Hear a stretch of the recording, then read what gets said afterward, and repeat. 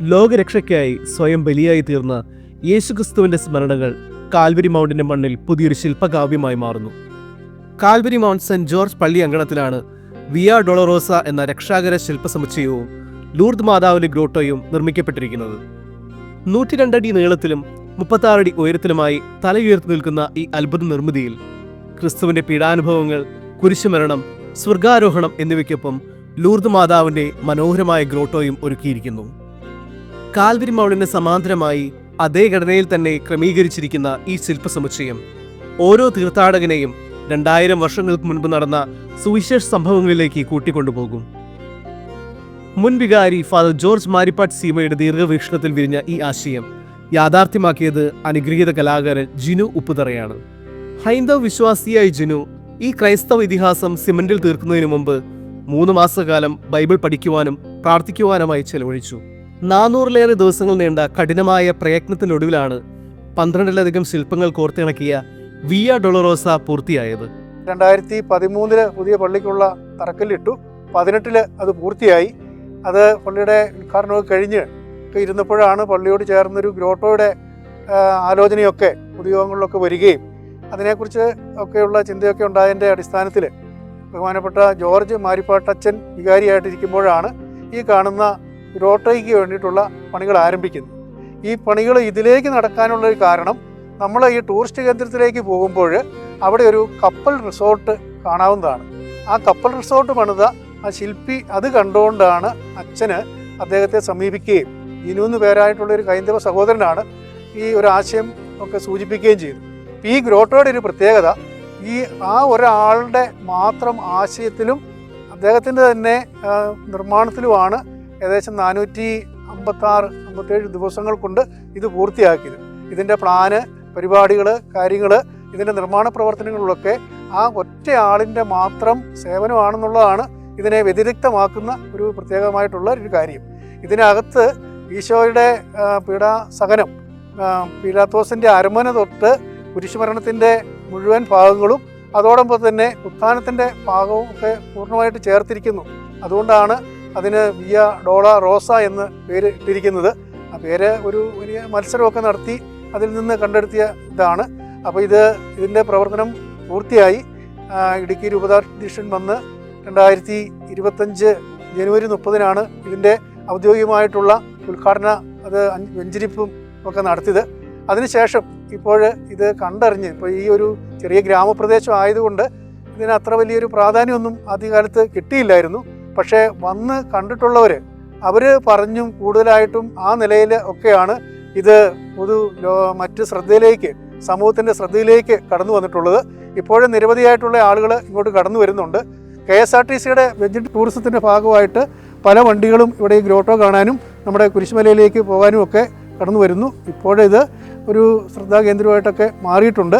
നമ്മുടെ ഈ പ്രദേശത്ത്, ഈ ഹൈറേഞ്ച് മേഖലയിലെ ഒരു പ്രധാനപ്പെട്ട ഭക്തി തീർത്ഥാടന ആകർഷക കേന്ദ്രമായിട്ട് വിയ ഡൊളറോസ മാറിയിട്ടുണ്ട്.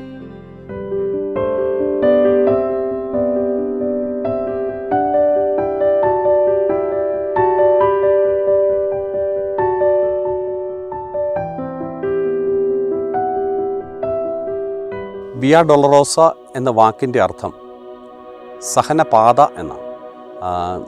ഈശോയുടെ രക്ഷാകര രഹസ്യത്തിൻ്റെ പീഡാസഹന, കുരിശുമരണ, ഉത്ഥാന രഹസ്യങ്ങളുടെ ഒരു ദൃശ്യാവിഷ്കാരമാണ് ഈ വിയ ഡൊളറോസയിലൂടെ കലാകാരൻ്റെ മനസ്സിൽ വിരിഞ്ഞതും അതിൻ്റെ ഒരു മൂർത്തരൂപമായിട്ട് ഇവിടെ സ്ഥാപിക്കപ്പെട്ടിരിക്കുന്നത്.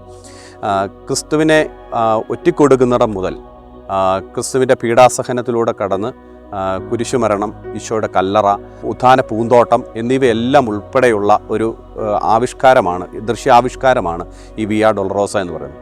അതോടൊപ്പം തന്നെ പെന്തക്കോസ്ത അനുഭവത്തിൻ്റെ പരിശുദ്ധ മാതാവിനോട് കൂടെ ശിഷ്യന്മാർ പ്രാർത്ഥിക്കുന്നതും, അതുപോലെ തന്നെ കർത്താവിൻ്റെ രണ്ടാമത്തെ ആഗമനവും, അതുപോലെ തന്നെ ത്രിത്വത്തിൻ്റെ അല്ലെങ്കിൽ സ്വർഗത്തിൻ്റെ ഒരു ദൃശ്യാവിഷ്കാരവും ഇതിനകത്ത് ക്രമീകരിച്ചിരിക്കുന്നു.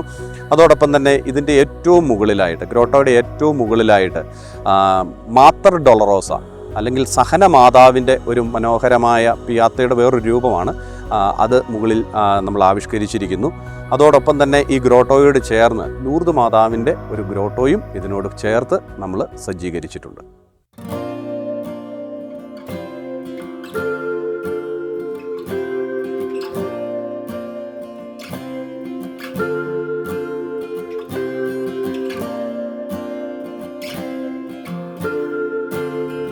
കാൽവരി മൗണ്ട് എന്ന് പറഞ്ഞ സ്ഥലത്ത് ഇങ്ങനെ ഒരു സഹനത്തിൻ്റെ വഴി ചെയ്യണമെന്ന്.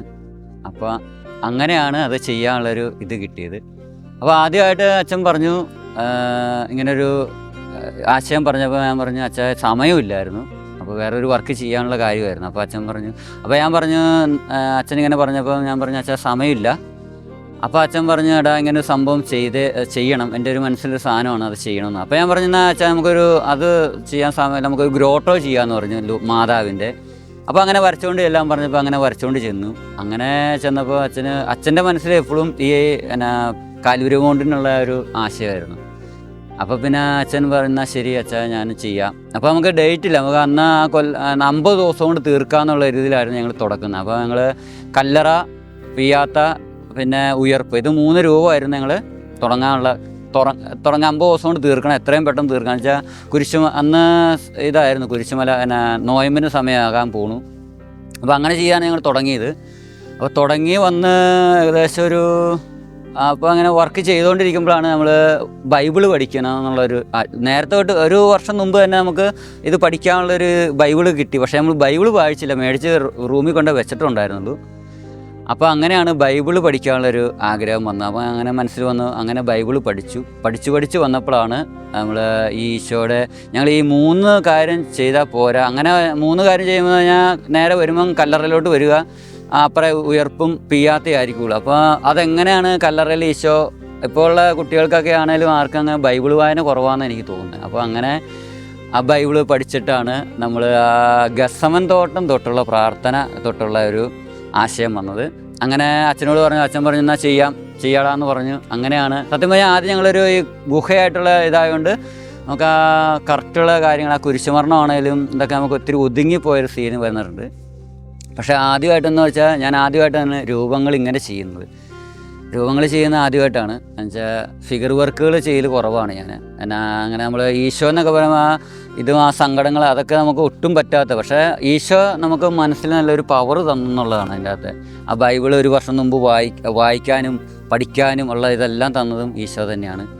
അപ്പോൾ അത് പഠിച്ച് ഞാൻ ഏകദേശം ഒരു 3 മാസത്തോളം ഇരുന്ന് വായിച്ചു. എന്ന് വെച്ചാൽ നമുക്ക് ഈ യോഹന്നാൻ്റെ കഥയാണ്, ഈശോയുടെ കൂടെ അവസാനം വരുന്ന യോഹന്നാനായതുകൊണ്ട് യോഹന്നാൻ്റെ കഥകൾ പഠിക്കാനും, അപ്പോൾ അതിനെക്കുറിച്ച് പഠിച്ചാണ് നമ്മൾ ഗസമൻ പ്രാർത്ഥന തൊട്ടുള്ള ഒരു കഥ മനസ്സിലായി. അപ്പോൾ എല്ലാവർക്കും വരുമ്പോൾ മനസ്സിലാകുന്നത് വെച്ചാൽ ഗസമൻ പ്രാർത്ഥന ഒറ്റിക്കൊടുക്കുന്നത്, കൊട്ടാരം, നമ്മുടെ സഹനത്തിൻ്റെ വഴികളെല്ലാം നമ്മൾ ചെയ്തേക്കുന്നത്. അങ്ങനെ നമ്മൾ കല്ലറയിലോട്ട് ചെല്ലുക, ഗാഗുൽത്ത ചെയ്ത് അങ്ങനെ ഗാഗുൽത്തയിൽ നിന്ന് നേരെ കല്ലറയിലോട്ട് ചെല്ലുന്നു.